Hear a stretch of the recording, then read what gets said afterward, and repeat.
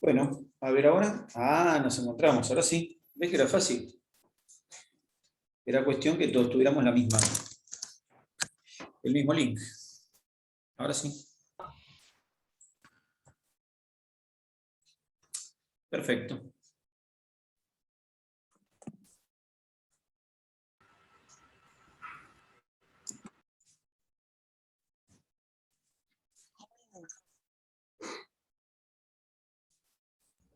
Hola. Bien, ahora sí, estamos todos los que somos todos los que estamos. Muy bien. 11, 12, 11, falta gente. ¿Y el resto? Y el resto no está. Bueno, arrancamos con los que haya. Con los que haya arrancamos. Bueno, estábamos contando sobre diabetes y habíamos contado sobre cuáles eran las bases fisiopatológicas de las complicaciones de la diabetes, qué relación había entre la diabetes como enfermedad hiperglucemiante y la aparición de las enfermedades, de las complicaciones a largo plazo justamente por esas hiperglucemias. Habíamos contado que habían dos elementos básicos en esa progresión hacia la enfermedad, hacia las complicaciones en la diabetes. Bien, y habíamos contado de qué se trataba. También dijimos que, por supuesto, se manifestaba de distintas maneras la diabetes y nosotros lo sabíamos. Nosotros sabemos que hay complicaciones básicas, como son la retinopatía diabética, la nefropatía y la neuropatía, que habitualmente uno repite eso, pero la realidad es que durante la diabetes y con los mismos mecanismos de producción, hay afectación de toda la economía corporal. O sea que lo que hablamos ahora, una palabrita que vamos a hablar de retinopatía o de nefropatía o de pie diabético o de neuropatía, los mismos mecanismos se producen en todo el organismo generando alteración de todo el organismo. Por eso es que la alteración es global, es toda, no es una sola. Y ojo que además solo estoy hablando de la patología diabetes y complicaciones relacionadas con la glucemia específicamente, ya que la diabetes tiene alteraciones que están relacionadas con el manejo de proteína y con manejo de los lípidos, de los cuales no estamos hablando específicamente. Algunas cosas vamos a mencionar, pero en última instancia solo hablamos de las consecuencias de la hiperglucemia sostenida. Porque si uno dice, bueno, pero el diabético, entonces lo único que tiene alterado es los glúcidos, no, porque de hecho fabrica, por ejemplo, lipoproteínas alteradas, y eso no es específicamente relacionado, o no está específicamente relacionado con la hiperglucemia, sino con el mal manejo de los lípidos que tiene el diabético a raíz del funcionamiento inadecuado de la insulina o la falta de la misma. ¿Bien? O el defecto de síntesis proteica del músculo, que pierde la fuerza, pierde masa o fuerza muscular relacionada no solamente con el tema de la glucemia, sino con el tema de una proteína de mala calidad que se sintetiza en el músculo a raíz de las alteraciones de la síntesis proteica y de la pérdida de proteína por defecto insulínico. ¿Está bien? O sea que nosotros habitualmente hacemos hincapié en los defectos que se producen a largo plazo o incluso inmediatos relacionados con la hiperglucemia, y es a los que hacemos, a los que apuntamos habitualmente. Pero ojo, porque la diabetes, con su mal manejo de la insulina, también tiene algunas otras alteraciones. Pero lo que sí sabemos es que muchas de las alteraciones se corrigen cuando corregimos la glucemia, y entonces la utilización inadecuada de grasa o el mal funcionamiento de la proteína la mala fabricación de proteína se corrigen también al corregir la glucemia, que nos está indicando que está mejorando el metabolismo global de utilización de la insulina y por ende el metabolismo global de esa insulina. Pero bueno, en relación a eso, nosotros solamente hablamos o hacemos hincapié en las complicaciones derivadas de la mantención de la glucemia elevada a lo largo del tiempo. Y en esa línea es de lo que estamos hablando y es lo que continúa en la charla. A raíz de eso, decía entonces, aparece la nefropatía diabética. ¿Y en qué consiste una nefropatía diabética? En una lesión renal, es decir, el riñón se lesiona específicamente, hay una lesión específica del riñón Y esa lesión específica está relacionada principalmente con el depósito y la síntesis excesiva de productos de la glicosilación enzimática avanzada. Es decir, cuando la glicosilación enzimática se va produciendo, se van produciendo depósitos, principalmente en la membrana basal. Recordemos que el riñón tiene un glomérulo que es un ovillo, un ovillo capilar, un ovillo de capilares, y ese glomérulo está rodeado por una masa gelatinosa que se llama mesanquio, y eso todo junto está envuelto, va siendo envuelto por células endoteliales que se llaman podocitos.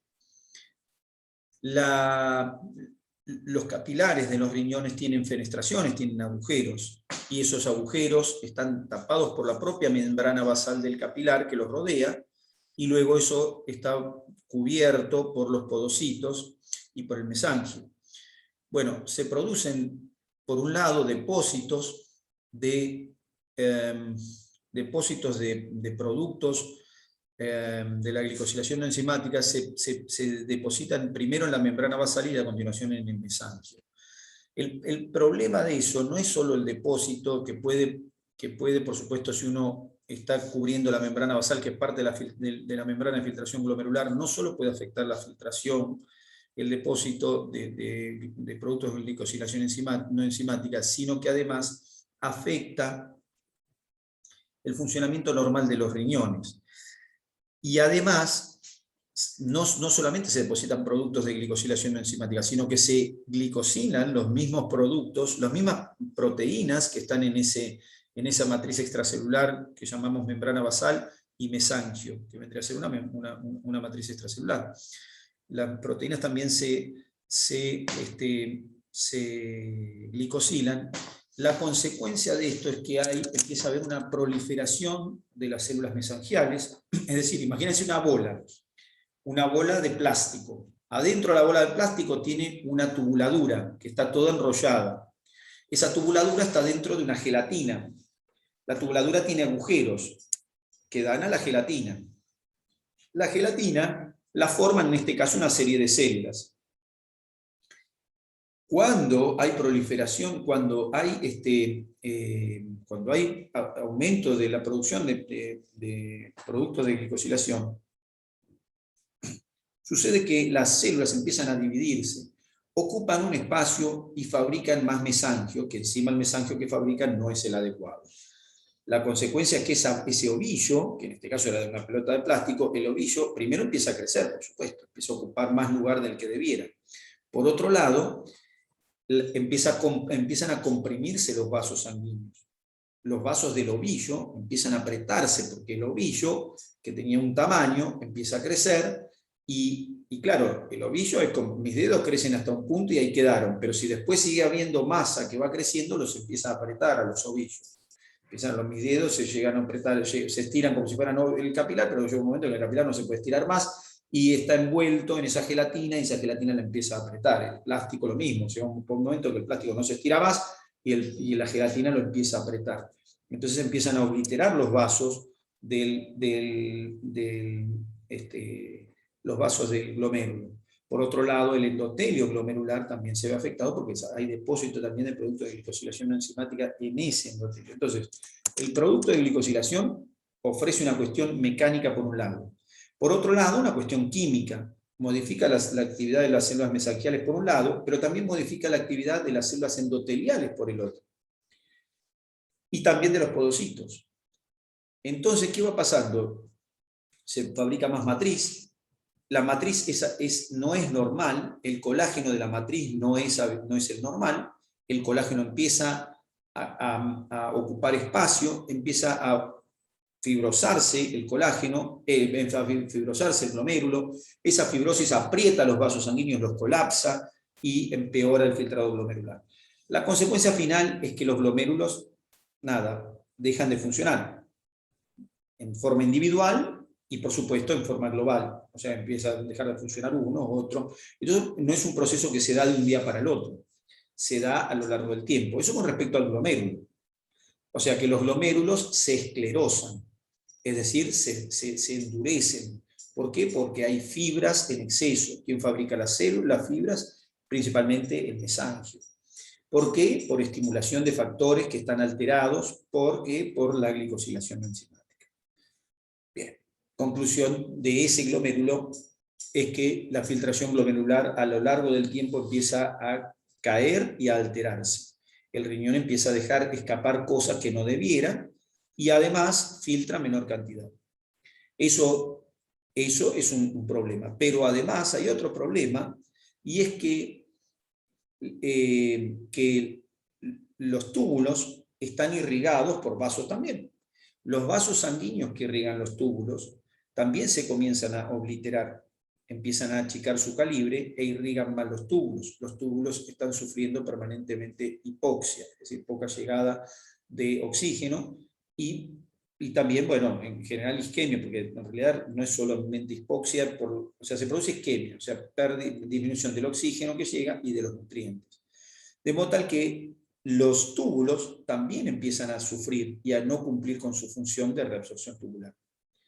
La consecuencia final de todo esto es un riñón, se le llama de Kimmel-Stell-Wilson, que son los que lo describieron, pero no importa, es un riñón donde hay una esclerosis glomerular, es decir, el glomérulo está esclerosado, que queda como si fuera, se llama glomérulo en oblea, parece como una oblea de esas, las obleas que se comen, todo rayadito cuando uno lo mira, es por la fibrosis que tiene el glomérulo, una esclerosis del glomérulo con daño de la tubuladura, con daño de la porción túbulo intersticial del riñón.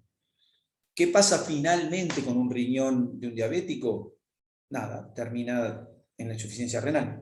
Es así como muchos diabéticos terminan en diálisis. Es decir, que la diabetes daña el riñón al punto que deja de funcionar el riñón. El riñón se daña literalmente. Nefropatía diabética.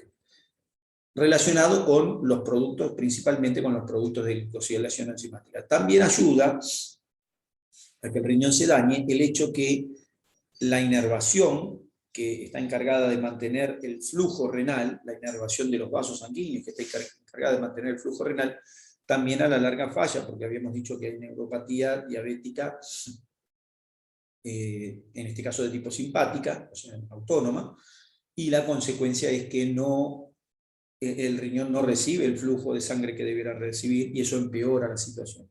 De modo tal que, en última instancia, el riñón diabético va camino, siempre está camino a una lesión permanente y a la insuficiencia. ¿De acuerdo? Eso funciona así, por eso necesitamos no tener productos de glicosilación enzimática, no tener la neuropatía diabética, para que estas lesiones se produzcan de la forma más tardía posible. ¿Todos fabricamos productos de glicosilación enzimática? Sí. ¿Todos retenemos en nuestros glomérulos productos de glicosilación enzimática? Sí. Pero, como decíamos en la otra charla, estos productos van siendo removidos permanentemente y entonces nosotros no notamos los problemas que pueden traer. O sea, no nos traen problemas porque se van removiendo constantemente a pesar de que se fabrican constantemente. Bueno, entonces riñón del diabético. Ese riñón con el glomérulo en oblea relacionado con esto, con los productos de glicosilación enzimática. Si traducimos esto, si vamos a la retina, la retinopatía diabética está relacionada, por un lado, con la lesión de las neuronas que van a conformar el nervio óptico y que se encuentran justamente en la retina, por supuesto, esas neuronas se dañan, pero la retinopatía se debe principalmente no a esas lesiones, sino a las lesiones vasculares que se producen en la retina. La retina es el órgano encargado de percibir la luz y transformar ese estímulo lumínico en un estímulo nervioso. Bueno, y esa retina está constituida por capas de células, ¿está bien? Células que, bueno, varias pertenecen al sistema nervioso y otras no pertenecen a la propia retina, pero todas esas células necesitan nutrición, nutrientes, y los nutrientes y oxígeno, y para eso necesitan de los vasos sanguíneos. La arteria que irriga la retina, se llama arteria central de la retina, es una arteria que es rama de la arteria oftálmica, y esa arteria central de la retina llega a la retina en forma perpendicular a la retina, que está como si fuera, es como un círculo la retina, es un círculo pegado en la parte, en los 2/3 posteriores del globo ocular, o sea que si el globo ocular es un globo, adentro del globo hay como un círculo pegado en 2/3 de ese globo, y eso que está tapizando, le llamamos retina. Está cargada de receptores, por supuesto, ¿no es cierto?, los conos y bastones que traducen el estímulo lumínico y se lo pasan, la traducción esa, a una neurona, la despolarizan, en realidad no es una neurona, es una célula bipolar, pero pertenece, no es una neurona exactamente, pero pertenece al sistema nervioso, y esa despolariza unas células ganglionares que son la primera neurona del nervio óptico, esas ya sí son neuronas. Pero esa retina que tiene estas células y tiene otras que sirven para mejorar esa recepción, etcétera, para que se dé el trabajo adecuado de la retina, esas neuronas reciben esta arteria central de la retina que llega perpendicular a la retina y se distribuye a lo largo de toda la retina. Bueno, esas arterias comienzan a ocluirse de a poco y a producir hipoxia local. Esas hipoxias locales producen lesiones locales en las propias células, pero también generan edema local. Las obstrucciones que se van produciendo en las arterias producen proximalmente una dilatación de vasos que produce un edema. Un edema que cuando se mira parece un algodón. Cuando el oftalmólogo mira, parece que hubiera algodón en la retina. Y también ve cómo hay arterias que están agrandadas de calibre y que se empiezan a entrecruzar. Entonces ve como cruces de las arterias que no se verían habitualmente, pero que las empieza a ver porque empiezan a tener mayor calibre. Ve esos algodones de edema, es decir, se empieza a dañar la retina principalmente por oclusión de los vasos que ya no funcionan en forma adecuada, principalmente por los depósitos de productos de glicosilación no enzimática. Bueno, cuando los vasos sanguíneos no irrigan bien a las células se empiezan a dañar. Y no solo se dañan las células, sino que se daña todo el órgano retina como tal. Tanto es así que la retina puede dematizarse tanto que se puede incluso hasta desprender del globo ocular hacia adentro, por supuesto. Se desprendimiento de retina. Es decir, puede dañarse tanto la retina que puede desprenderse o incluso morirse la retina.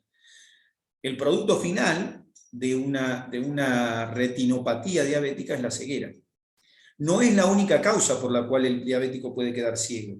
El diabético puede quedar ciego por eso, puede quedar ciego por opacidades en el cristalino, que son cataratas. El diabético puede quedar ciego por desprendimiento del cristalino. El diabético puede quedar ciego por opacidad en el humor vítreo.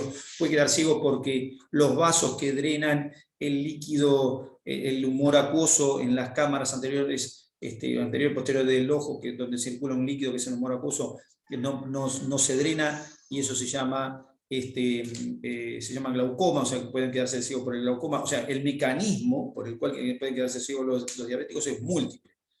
Todos esos mecanismos tienen como productor final, o como productor inicial, o como causante básico, la producción y depósito de los productos de glicosilación no enzimática. ¿Está bien? Por ejemplo, las venas que tienen que drenar el líquido el humor acuoso, que es un líquido que está dentro del ojo, no el líquido de la lágrima, sino dentro del ojo. Si uno pincha una córnea sale humor acuoso. ¿Está bien? Bueno, la córnea, que es la lente del ojo. Bueno, ese humor acuoso que se fabrica permanentemente se drena por unas venitas. Cuando las venitas se ocluyen sus calibres, en el diabético se produce por un par de motivos, no importa, se ocluyen, pero siempre tiene que ver con esto de los productos de glicosilación enzimática. Entonces no circula bien ese humor acuoso, no se va del ojo y el ojo empieza a agrandarse de tamaño y se empiezan a lesionar estructuras. Eso se llama glaucoma, y entonces el diabético está expuesto al glaucoma. Si se opacifica el cristalino, las cataratas, si se opacifica el humor vítreo, si se desprende la retina, si se lesiona la retina, todas causas que pueden producir ceguera en el diabético. Pero habitualmente a la que más se le presta atención es a la retinopatía diabética, y en la que se estudia de forma rutinaria en todos los pacientes diabéticos. O sea, es rutina que para el diabético que se tiene que hacer un fondo de ojo para ver su retina, debiera hacerlo en forma anual o bienal. O sea, cada año, cada 2 años tiene que hacerse un fondo de ojo para ver cómo está esa retina.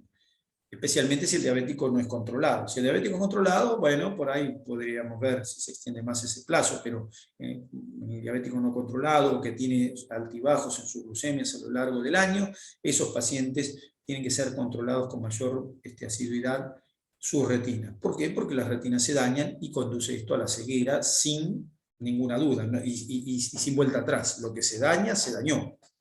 Bien. Nefropatía, retinopatía.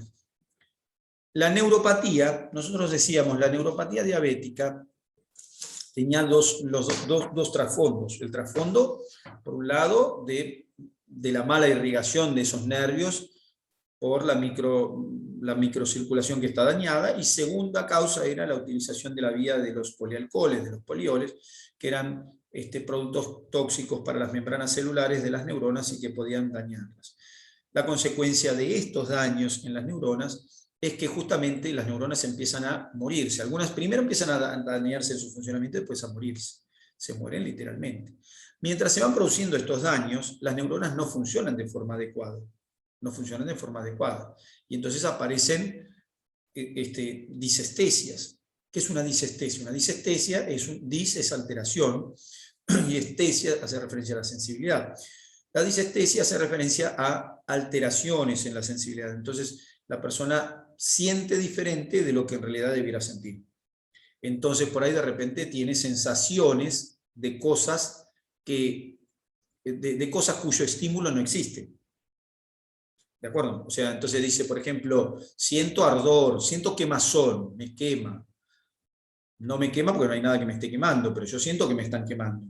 Es que el paciente está mintiendo y diciendo cualquier huevada, es que el tipo se volvió loco. No, no. El tipo está sintiendo que se quema porque las neuronas que transmiten la sensación de quemadura están generando lo que saben generar cuando se lastiman ellas. Cuando ellas se lastiman, se prenden, digamos, y entonces eso genera una serie de despolarizaciones, que es el circuito ese de la quemadura, que cuando llega a mi cerebro interpreta que me estoy quemando, aunque no esté el fuego. Mis neuronas que tienen que transmitir que me estoy quemando me están diciendo, yo estoy dañada, y mi cerebro dice, me estoy quemando.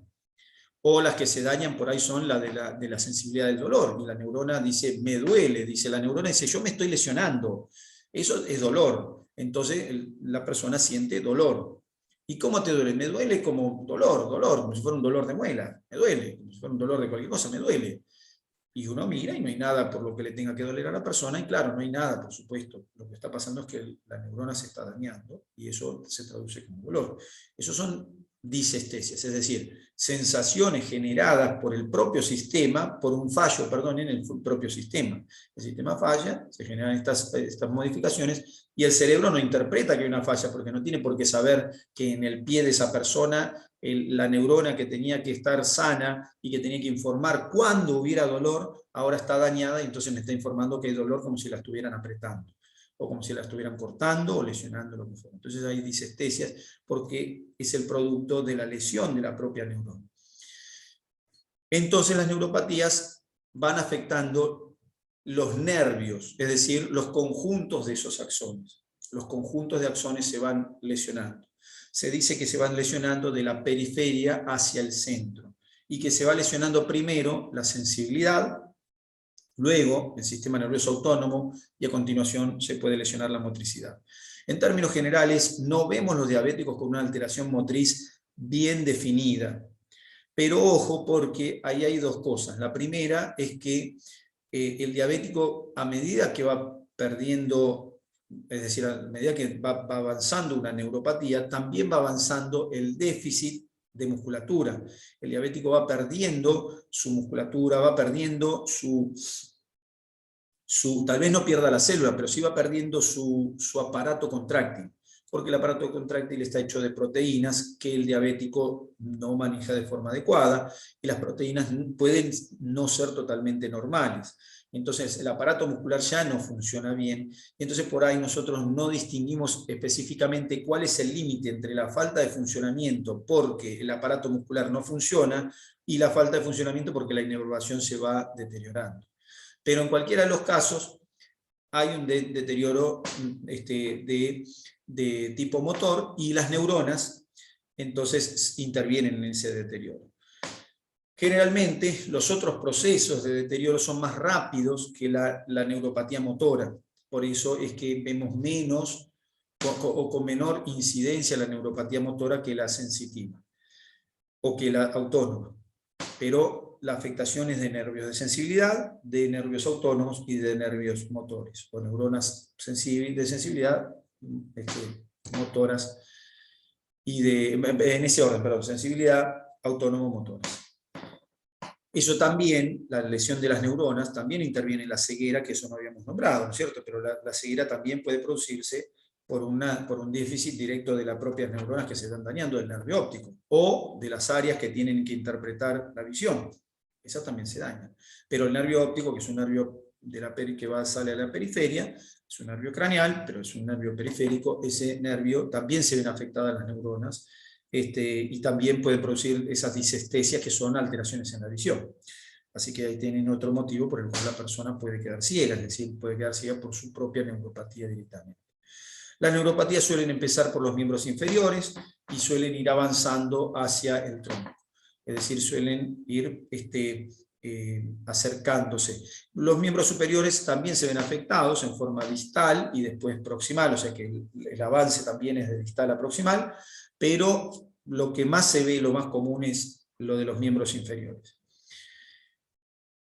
Asociado a esta neuropatía de los miembros inferiores, que se llama neuropatía, ya entonces neuropatía de los miembros inferiores, aparece también la neuropatía del autónomo.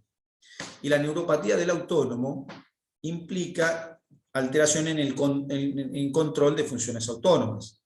Funciones autónomas como cuáles. ¿Qué funciones autónomas conocen?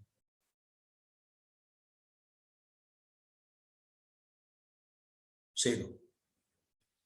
Funciones autónomas. ¿No se les ocurre ninguna función autónoma?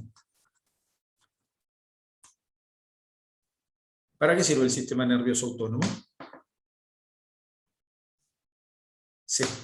Perdón, me escuchan que estoy hablando, ¿no? Capaz que estoy hablando solo.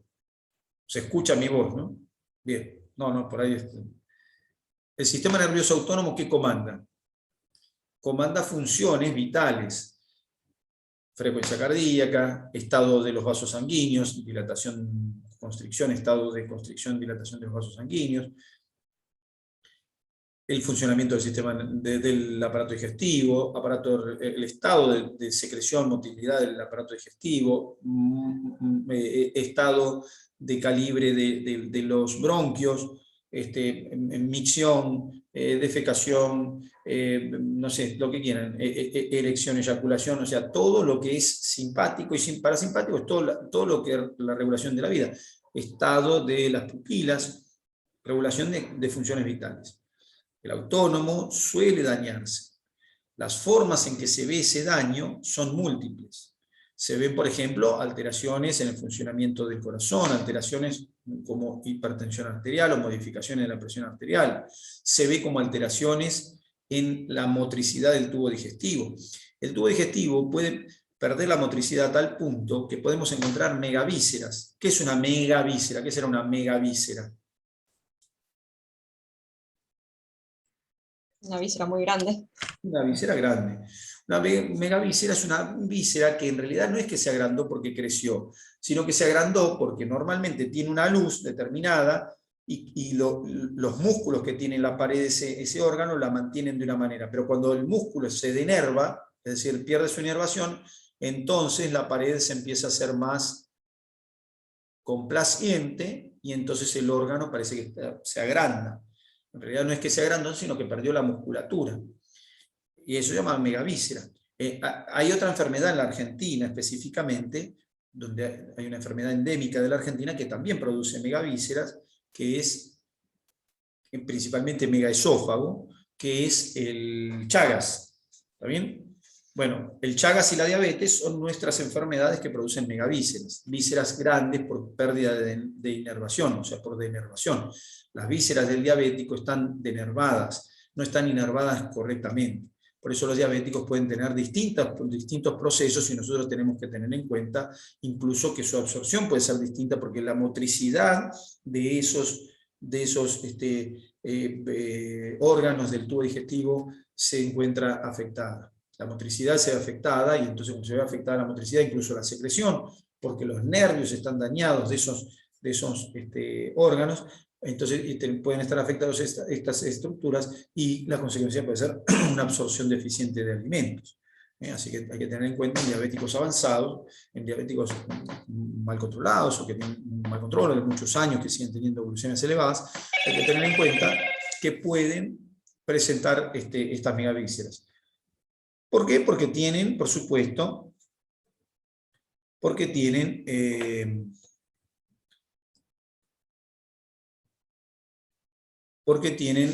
daño de su sistema nervioso autónomo. ¿Está bien? Entonces, el sistema nervioso autónomo, como regulador de funciones viscerales, también se ve afectado en las neuropatías. Son parte de la neuropatía diabética, a pesar de que generalmente la neuropatía diabética se la suele asociar solamente a los problemas de disestesias. Entonces el paciente dice, siento hormigueos en las piernas, siento ardor, siento quemazón, siento dolor, siento, no sé, lo que fuera, y uno dice, bueno, esa es la alteración diabética, por supuesto, y habitualmente nos quedamos como que eso es la neuropatía diabética, pero si esa persona tiene ese daño en esas piernas para sentir esas disestesias, ojo, porque probablemente también tenga daño suficiente en el sistema nervioso autónomo para tener alteraciones de tipo justamente autónomo, ya sea simpáticas o parasimpáticas, de funciones vitales que nosotros no estamos viendo, pero que ya sabemos que seguramente están. Porque una persona que lleva la neuropatía diabética seguramente tiene estos procesos también en su sistema nervioso autónomo. Es decir, el que lleva la neuropatía diabética con su sistema sensitivo como para tener disestesias, probablemente también tiene lesiones en su sistema nervioso autónomo, aunque no lo esté viendo yo. Aunque yo no lo vea, eso está sucediendo. Bien. Dentro de estas alteraciones, por último, contamos el pie diabético, que simplemente el pie diabético hace referencia a el conjunto de la neuropatía y la microangiopatía diabética que trae consecuencias en ese pie. Generalmente el pie diabético se lo describe como una lesión en forma de, sí, una lesión en forma de bota, ¿no es cierto?, que afecta al pie y la primera parte, la parte distal de las piernas, ¿no es cierto?, pie, tobillo, pierna, y que consiste justamente en alteraciones de la sensibilidad y alteraciones de la irrigación. La consecuencia de esas faltas de sensibilidad y de alteración son el hecho que el pie o distintos segmentos del pie empiezan a hacer asiento de procesos de distinta índole. Procesos inflamatorios, procesos degenerativos, procesos de fibrosis, se van produciendo en ese pie como consecuencia de no recibir una irrigación adecuada y como consecuencia de no tener una inervación adecuada. ¿Cómo se manifiestan esas situaciones? Bueno, con necrosis locales. Se necrosa, por ejemplo, un dedo. Falta de irrigación y el dedo se necrosa. Uno ve el dedo del pie, se pone negro y nada, hay que cortarlo o termina, en el mejor de los casos, y que no se cortara, quedará el dedo que se va atrofiando negrito hasta que se caiga, cosa que eso no es lo que sucede habitualmente, sino que tienen que concurrir a consulta y hay que amputar el pie, el dedo o medio pie o el pie completo. Entonces, las necrosis, que son productos de estas neuropatías y microangiopatías, las necrosis de la piel, a veces lo que se necrosa en la piel, las lesiones necrosas con fibrosis que aparecen desde el hueso hacia arriba, es decir, esto se llama mal perforante plantar, principalmente está en la planta del pie, Se les llamaba úlceras, en realidad no son úlceras porque el mecanismo de producción no es de la superficie a la profundidad, sino de la profundidad a la superficie, va perforando la necrosis de abajo, desde adentro hacia afuera, mal perforante en el diabético, o puede pasar que los huesos se debiliten por la falta de irrigación, se debilitan a tal punto que se apolillan los huesos, se apolillan. Eso, el hueso puede quedar tan apolillado incluso que se puede multifracturar, ¿está bien?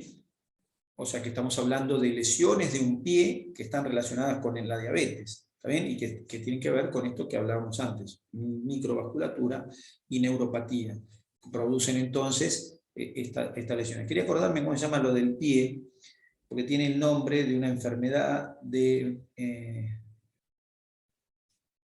Charcot, el pie de Charcot, que Charcot en realidad es una enfermedad neurológica. El Charcot-Marie-Tooth es una enfermedad neurológica que no tiene que ver con este es de Charcot solo, y es un pie, el pie de Charcot, hace referencia a ese pie que por la diabetes tiene huesos que están tan débiles que cuando uno los mira en la radiografía están desdibujados. O sea, el hueso no se ve la silueta del hueso verdadera, sino que se ve como el hueso desdibujado. Y a veces se fracturan de forma múltiple, y uno los mira y dice, ¿cómo? Esto es un pie, parece que fuera cualquier cosa. Por supuesto, eso viene acompañado de un proceso inflamatorio, doloroso, lo que sea, pero el problema básico fue las diabetes descontroladas por mucho tiempo. Por suerte, ese pie puede mejorar un poco, por supuesto, siempre y cuando el paciente cambie la actitud. El pie necrótico no, las úlceras perforantes, mal perforantes sí se puede mejorar, se puede curar, ¿sí? Pero o sea que hay cosas que pueden llegar a mejorarse y otras que no, por supuesto. Pero la cuestión es que a eso le llamamos pie diabético. Eso viene acompañado, por supuesto, de alteraciones de la sensibilidad que incluso pueden llevar a la falta total de sensibilidad. O sea que el paciente diabético tiene periodos en los cuales tiene una sensibilidad muy alterada, tiene disestesias, pero si las neuropatías persisten, incluyendo la del pie diabético, o incluyendo a todas en realidad, si las neuropatías persisten, lo que se pierde, como en el caso del intestino, que decíamos que se termina denervando, se pierde la inervación sensitiva de tal modo que el paciente puede no sentir nada. Es decir, que puede tocar una olla hirviendo y ni se da cuenta. De hecho, eso es causa de lesiones en los diabéticos, especialmente en las extremidades, que la neuropatía está avanzada y el paciente se pincha, se corta, lo que sea, se quema, no tiene noción, porque no siente el dolor. El dolor sabemos que es una sensación que está relacionada con la posibilidad de evitar, o está destinada, perdón, a que tratemos de evitar el estímulo que produce el dolor. Entonces, si algo nos quema, nosotros retiramos, justamente porque sentimos esa sensación. Entonces, para eso está el dolor, para advertirnos. Bueno, en parte, ¿no es cierto? Para advertirnos qué es lo que está sucediendo. Bueno, el diabético no tiene esa advertencia, entonces las lesiones pueden ser significativas. Entonces, esas son lesiones todas a largo plazo, todas lesiones. Hemos hecho un pantallazo de cuáles son las causas básicas de esas lesiones, o sea, cuál es el agente causal, la hiperglucemia, cuáles son las causas iniciales, que serían la acumulación la acumulación de productos de glicosilación no enzimática y la lesión por alteración de la vía de los polioles. Hemos visto cómo eso se traduce en neuropatía y cómo se traduce en microangiopatía, y hemos visto cómo esas neuropatías y microangiopatías son productoras de lo que nosotros vemos clínicamente, lo que se evidencia del paciente. O sea que hemos hecho el pasaje como para que nosotros entendamos. Y lo último de esto, antes de que se corte, después seguimos con otra cosita, con lo que sería lo agudo, que ahora vamos a ver, que decimos que las afectaciones son globales. Esto que nosotros mencionamos como un pie diabético, bueno, está en todo el cuerpo del diabético, está de la misma manera, su microangiopatía es general. Las lesiones vasculares pueden traer como consecuencia falta de irrigación del cerebro, falta de irrigación de un riñón, falta de irrigación de un órgano de un intestino, produciendo infartos cerebrales, mesentéricos, renales, lo que fuera. Es decir, la irrigación se ve alterada en todo el organismo. Esto no es privativo de un solo órgano, porque los mencionamos estos 3 o 4 cosas, no quiere decir que el resto del organismo está bien. Todo el organismo está dañado de la misma manera. Por supuesto,